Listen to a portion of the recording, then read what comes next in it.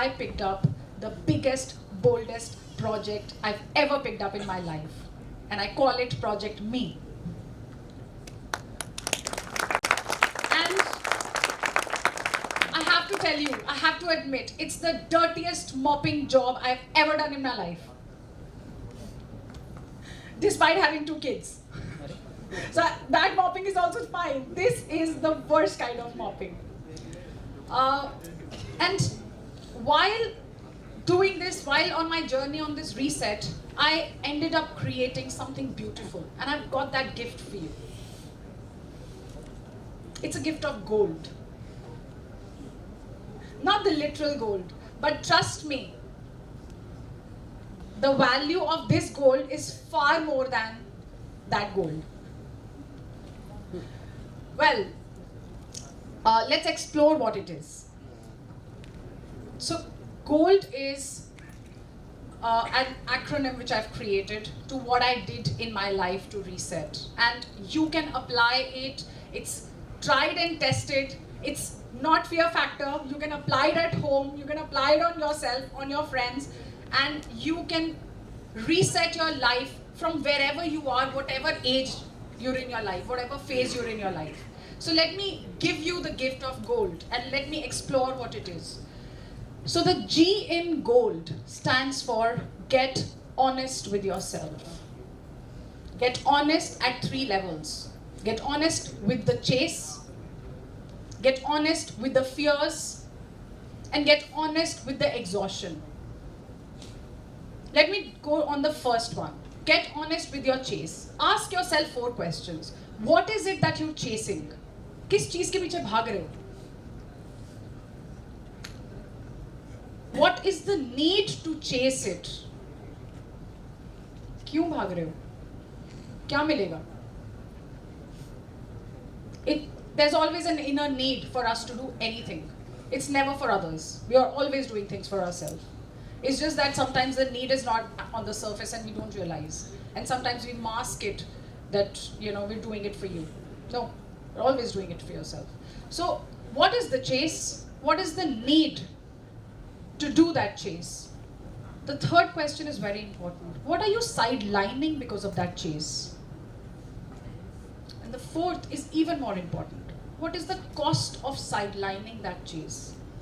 When I applied this on myself, my first answer, my first cost was my kids. My second cost was my health. My third cost was my peace.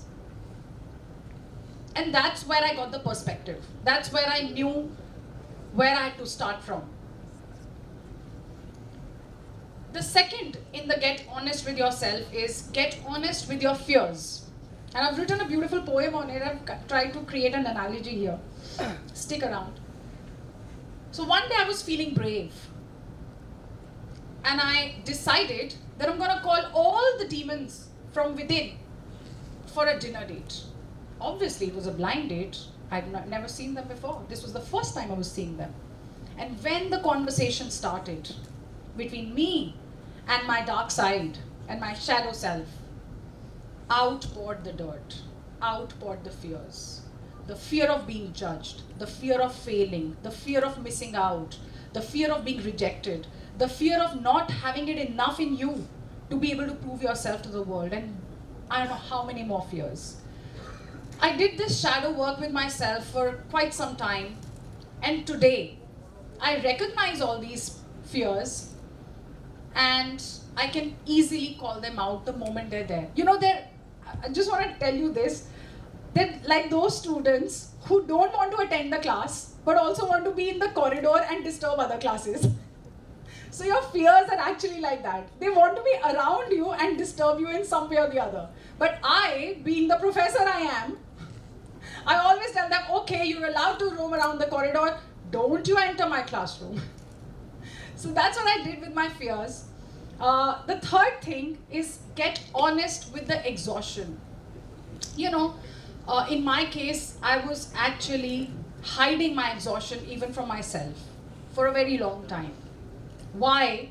Because if I knew that if I saw that exhaustion, I would convince myself to slow down. And if I slowed down, then who's going to overcompensate for the 3 years that were lost? the goals that I'd set, the ambition that I chased. So I never, and that's the place where I was in denial. I never told myself that I'm exhausted. I kept telling myself, you have it in you, you don't need rest. I didn't take any rest. No holiday in a year, apart from my kid's birthday. So, get honest with exhaustion. Please accept it.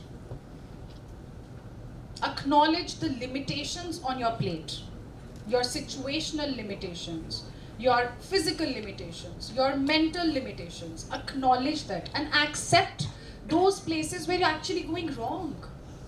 Accept it and move ahead from there. So that's the G in GOLD.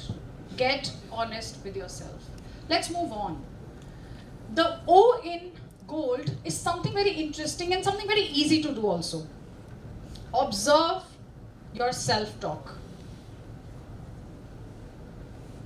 What's that story that you're telling yourself all the time looking like? Is it a winning story or is it a losing story? Are you talking to the champion in you or are you talking to the loser in you?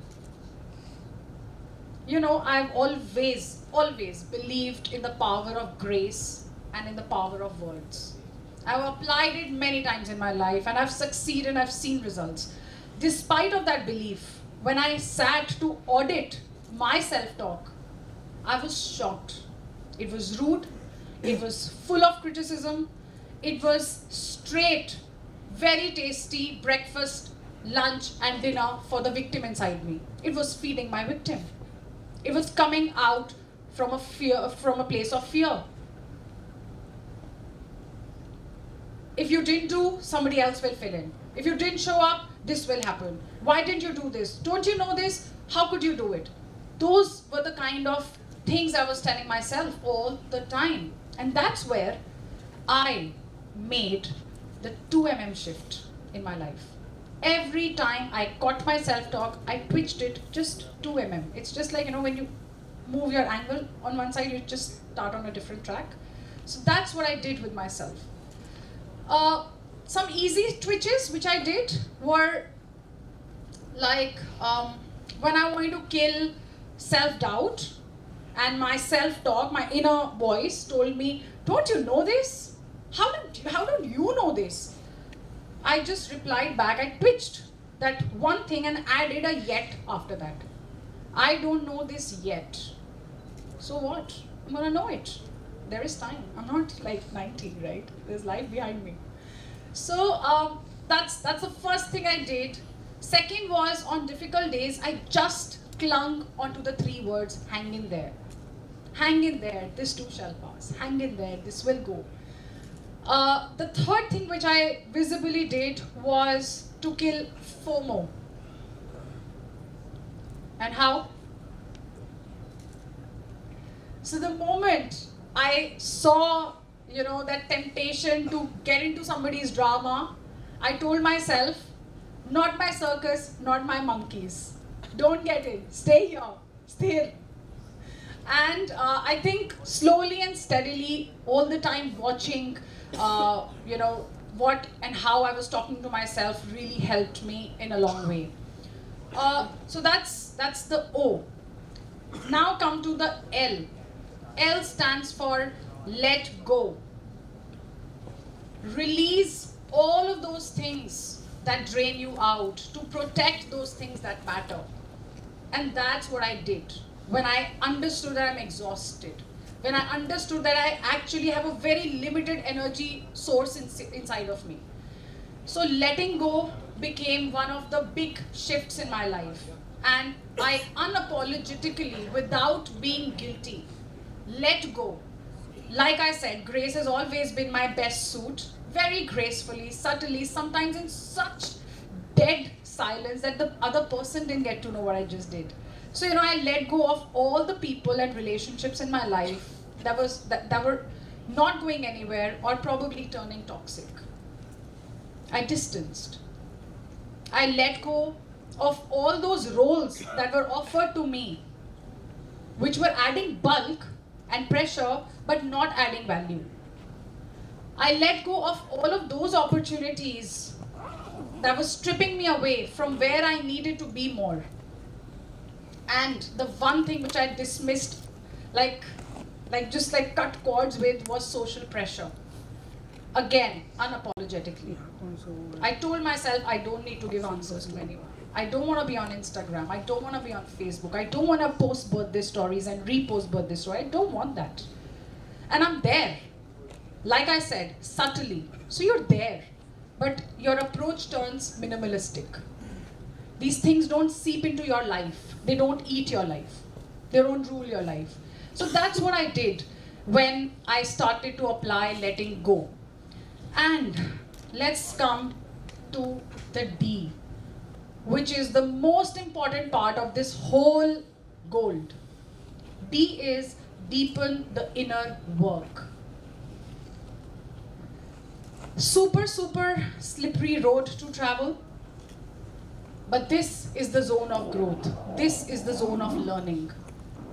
This is where you will be demanded to parent your inner child.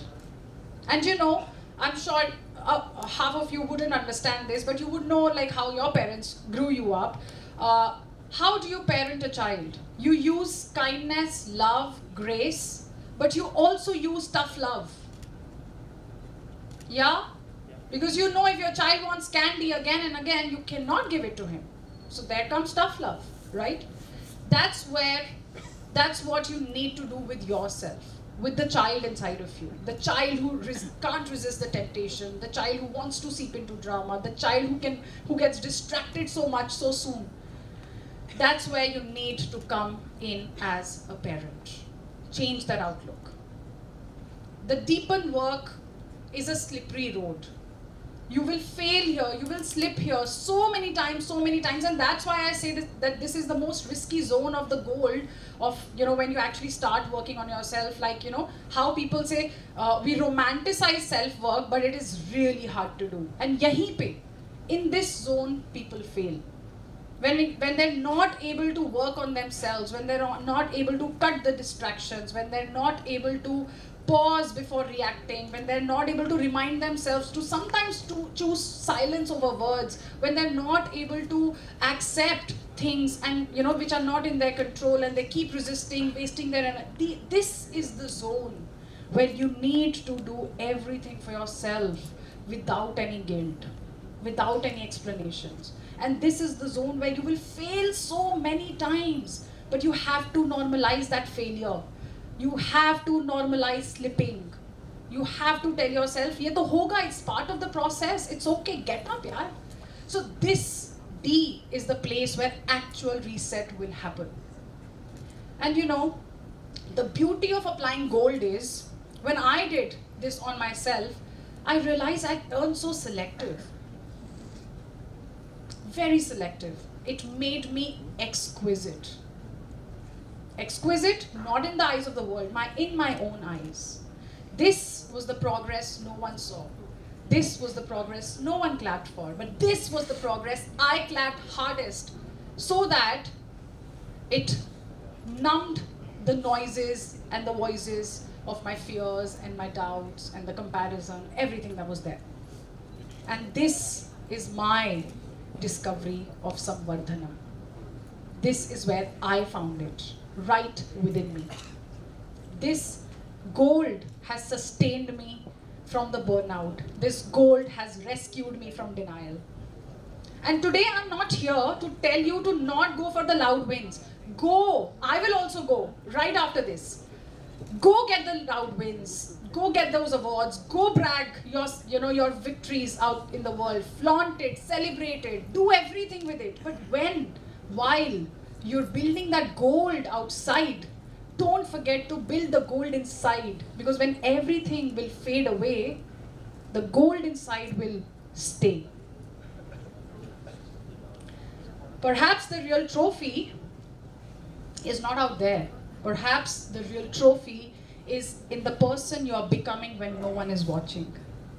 And what if the next big thing that you're planning to do becomes the first quiet thing that you choose to do? What if the samvardhanam that you're searching for outside is quietly unfolding right within you all along? Thank you.